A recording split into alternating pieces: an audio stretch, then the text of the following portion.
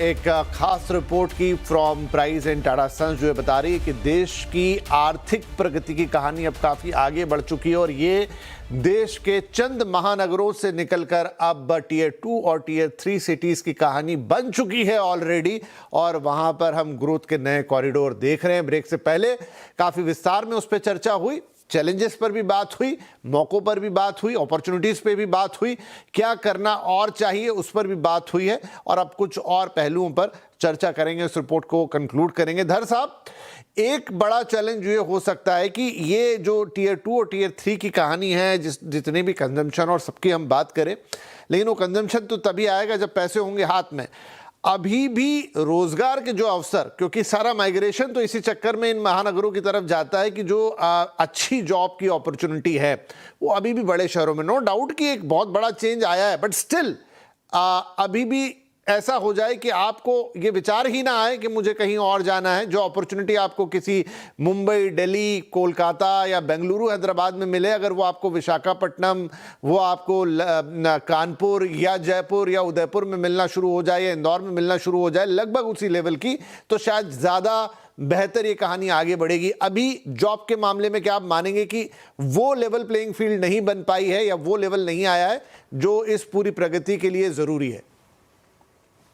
जी विपिन जी, मैं आपको इसमें दो चीज़ें कहना चाहूँगा। एक तो फिलॉसफिकल लेवल पे कहते हैं कि मैं सुबह चल रहा था, ऊपर चिड़िया देखी तो मुझे लगा यार चिड़िया के तो पंख है, दुनिया में कहीं भी जा सकती है, तो लौट के घोंसले में ही क्यों आती है। और यही सवाल फिर हमने अपने से कहा कि हम ले दे के बड़े शहरों तक ही सीमित क्यों रहते हैं। तो जैसा पॉइंट आपने कहा ये वहां बिल्कुल सेट होता है, जिसको हम अपॉर्चुनिटीज की बात करते हैं। लेकिन जो अपॉर्चुनिटीज को ढूंढना और उसमें अपनी जॉब और उसमें अपना एक यूटिलिटी सोसाइटी के लिए, बिजनेस के लिए, अपने परिवार में देखना, उसके लिए जो डिसीजन मैट्रिक्स होता है वो ये होता है कि लॉस ऑफ रिग्रेट। कि अगर मैं कोई निर्णय ले रहा हूं कि मेरे को अपॉर्चुनिटीज हैं, तो अगर सपोज मैं आज रोहतक या रेवाड़ी में हूं, मेरे पास क्या ऑल्टरनेटिव। अब मैंने रोहतक और रेवाड़ी क्यों लिया? क्योंकि रोहतक और रेवाड़ी नियरली 2-2.5 घंटे डिस्टेंस होगा दिल्ली से, गुड़गांव से तो समझ लो 1 घंटे के अंदर होगा। तो फिर भी अगर मैं आज जाके रोहतक में बैठ के धंधा करना चाहूं, even as a wealth manager, कितने HNIs होंगे वहां पे? Simple. So the same narrative applies for each and everyone.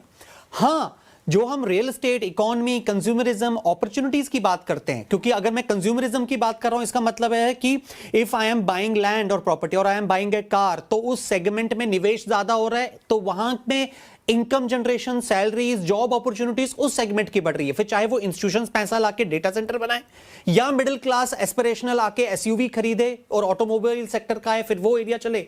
But it all boils down to one point कि उस सिटी में उस चीज को करने के लिए अपॉर्चुनिटीज कितनी है।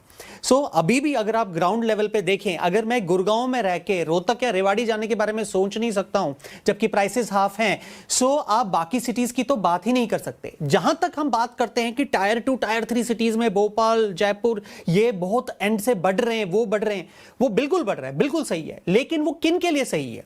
जो बंदा जयपुर में रह के सोच रहा था मैं दिल्ली जाके जॉब करूंगा, तो पहले सपोज हम कहेंगे साल में सपोज 10 लाख लड़के जाते थे, लड़कियां जाती थी दिल्ली, बॉम्बे और यहां पे काम करने। अब 10 लाख में से 8 लाख जाएंगे, 7 लाख जाएंगे। सो जो डेवलपमेंट टायर 2, टायर 3 सिटीज में आ रही है, और अगर इन सिटीज में अपॉर्चुनिटीज हैं, तो they will only restrain the outflow, but they will not leave कि भाई बंदा दूसरा वहां से आए। हाँ, then Jaipur, Bhopal, Indore can act as an attractive point for the nearby villages। अब मैं आपको एक इंपॉर्टेंट क्रूशियल पॉइंट बोलता हूं और ग्राउंड लेवल से बोलता हूं।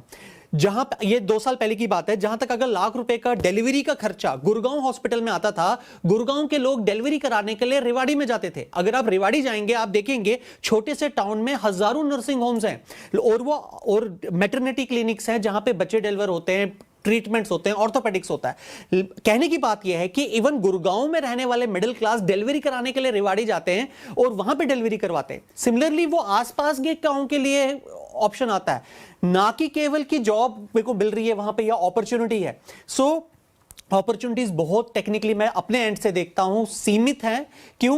पावर, बिजली और वो यूटिलिटीज नहीं है। हाँ, वो आउटफ्लो को रोक सकती है, but they will not attract people back into the city unless and until they are not demographically और ethnically related to those cities. So if I am in Delhi for last 10 years, मेरे को नहीं लगेगा मैं जयपुर जाऊंगा। मेरे काफी हाई नेटवर्थ क्लाइंट्स हैं जो देहरादून जाके सेटल हुए, गोवा जाके सेटल हुए एट द एज ऑफ 65-70।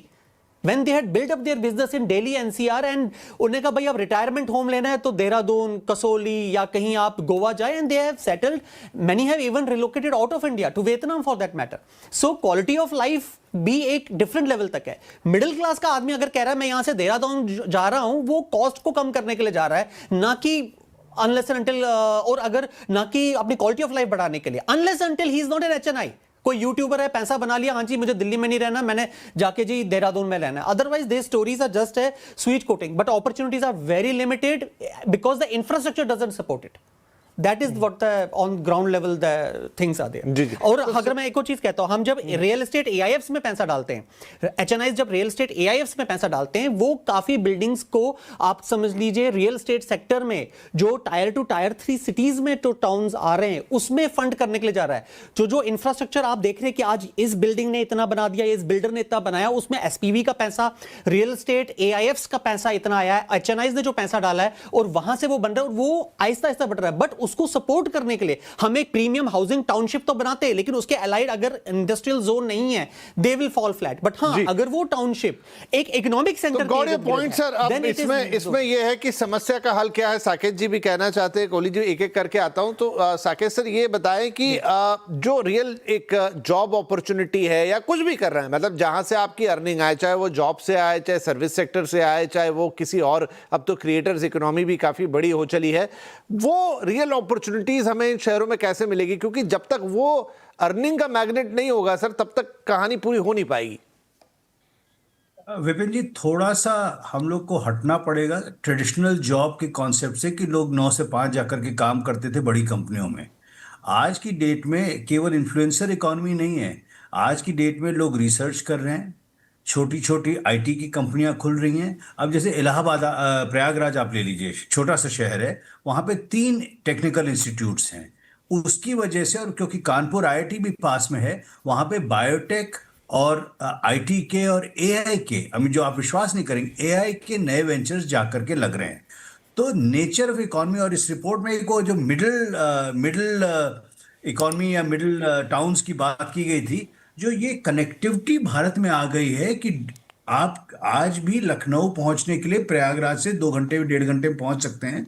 तो ये कनेक्टिविटी आ गई, उसकी वजह से काफी लोग जिनको नौकरी 9 से 5 की नहीं करनी है, जो स्वरोजगार कहते हैं, उन क्षेत्रों में और वर्क फ्रॉम होम वाले लोगों को काफी डेफिनेटली अपने घर पे रह करके, हो सकता है तुरंत वो सबसे छोटे शहर ना जाएं, परंतु प्रयागराज, कानपुर जरूर जाएंगे. और अंत में मैं, क्योंकि जानता हूं कि प्रोग्राम खत्म हो रहा है, आप सभी को मैं आमंत्रित करूंगा कि जब आप लोग को ब्रेक चाहिए हो बड़े शहर से, तो हमारे श्रावस्ती आइए, खूब हरियाली है, नेपाल का सुंदरता भी है.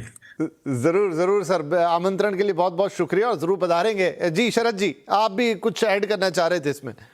मैं थोड़ा, अभी जो रजत ने बात करी, थोड़ा सा उससे मैं भिन्न विचार रखता हूं कि क्वालिटी ऑफ लाइफ, इनफैक्ट आपको हैरानी होगी, आपने तो विपिन स्वयं इस बात को एडमिट किया कि क्वालिटी ऑफ लाइफ मुंबई और दिल्ली में, मैं आप क्षमा चाहूंगा सभी दिल्ली वासियों से कहते हुए कि दिल्ली में रहना कुछ हद तक नर्क में रहने जैसा है. ना तो पानी साफ है, ना हवा साफ है, जो दोनों चीजें आपको अंदर लेनी होती हैं. तो quality of life in fact in tier 2 cities में दिल्ली मुंबई से कहीं बेहतर है. और विपिन, आपने तो इस बात को स्वयं भी स्वीकार किया कि बेहतर है. तो मुझे लगता है क्वालिटी ऑफ लाइफ के लिए ही तो लोग जा रहे हैं. और ये जो जब लॉकडाउन हुआ था विपिन, तो उस समय जिन लोगों का कामकाज चल रहा था, और आज भी प्रधानमंत्री जी ने जो मई में अपील करी जब पेट्रोल डीजल बचाने के लिए, उन्होंने कहा कि आप वापस वर्क फ्रॉम होम वर्चुअल पे जाइए. तो बहुत बड़ी इकोनॉमी इस समय वर्क फ्रॉम होम और वर्चुअल पर है. एटलीस्ट वो इकोनॉमी बड़े आराम से टियर 2 टियर 3 सिटी से ऑपरेट कर सकती है, क्योंकि इंटरनेट कनेक्टिविटी आज पूरे देश में है. तो मुझे लग रहा है वो हो जाएगी. जो रिटायर्ड है वो हो जाएंगे, जिनका अभी जिक्र आया. और इसके अलावा वो लोग हो जाएंगे जो, जैसा कि अभी साकेत ने कहा, कि जो स्वरोजगार लोग हैं, जो लोग करते हैं. ठीक है, HNIs को रजत ढूंढ रहे हैं वहां पर, HNIs आपको रोहतक में नहीं मिलेंगे, ये बात सच है. पर आप एक बैकएंड का जो काम है उसको आप उन शहरों में स्टैब्लिश कर सकते हैं. इस बैकएंड काम में HR का हो गया, इसमें अकाउंटिंग का हो गया, इसमें IT प्रोसेसिंग का हो गया, कोडिंग, जो भी बैकएंड काम है. और धीरे धीरे ये हो रहा है. आपको हैरानी होगी, जितनी IT कंपनीज हैं इस समय वो तलाश में है इन सिटीज में बड़े बड़े ऑफिसेज खोल रही हैं, क्योंकि उनको कॉस्ट कम लग रही है, उनको कनेक्टिविटी बेहतर है, क्वालिटी ऑफ लाइफ ही तो कारण है कि ये सिटीज बढ़ रही है। बहुत बड़ा कारण निकल के आया विपिन, वो ये मैं जोड़ना चाहता था। जी जी जी बिल्कुल। और जीसीसीज जो अभी तक फॉर एग्जांपल इस साल की जो मेजॉरिटी ऑफ जीसीसी लीजिंग है वो तो बेंगलोर से आ रही है, बेंगलुरु से आ रही है, लेकिन आगे चल के इस तरह की भी रिपोर्ट्स मैंने पढ़ी कि अब वो टियर 2 और इनफैक्ट टियर 3 सिटीज़ में भी अपने ऑफिसेज लगाने का सोच रहे हैं। हाँ ज़रूर वो बड़े किसी अर्बन सेंटर के पास होगा जहाँ से एक रियल टाइम कनेक्टिविटी होगी, अच्छा ट्रांसपोर्टेशन सिस्टम होगा, लेकिन एक बड़ी मेजर अर्बन सिस्टम से बाहर निकलने की बात ज़रूर हो रही है। कब तक होगा वो देखने वाली बात होगी।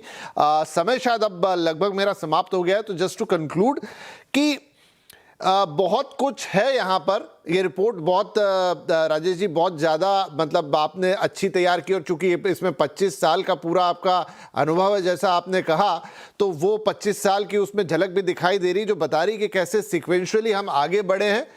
बहुत अच्छी बात है कि हमारे नए ग्रोथ सेंटर्स पैदा हो रहे हैं। 100 क्यों, अब शायद अगली रिपोर्ट आप लेकर आएंगे तो उसमें शहर बढ़ के 150 हो जाएंगे और अगले में शायद 200, और यही धीरे धीरे करके उस विकसित भारत की तरफ हमें लेकर जाएंगे जिसका सपना हम सब देख रहे हैं बाय 2047। लेकिन हाँ, कुछ बातों का तो ध्यान जरूर रखना होगा जो विस्तार के साथ इस पूरे कार्यक्रम में कही गई, और ग्रोथ हो अब प्लान तरीके से हो।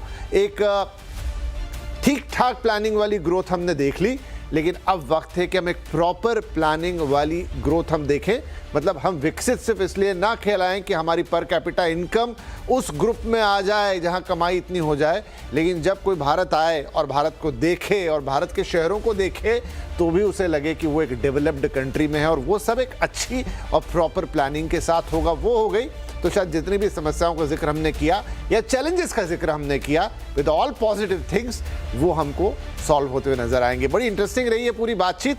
बहुत बहुत धन्यवाद आप सभी मेहमानों का अपनी राय इस कार्यक्रम में रखने के लिए और इसे सार्थक बनाने के लिए। नमस्कार।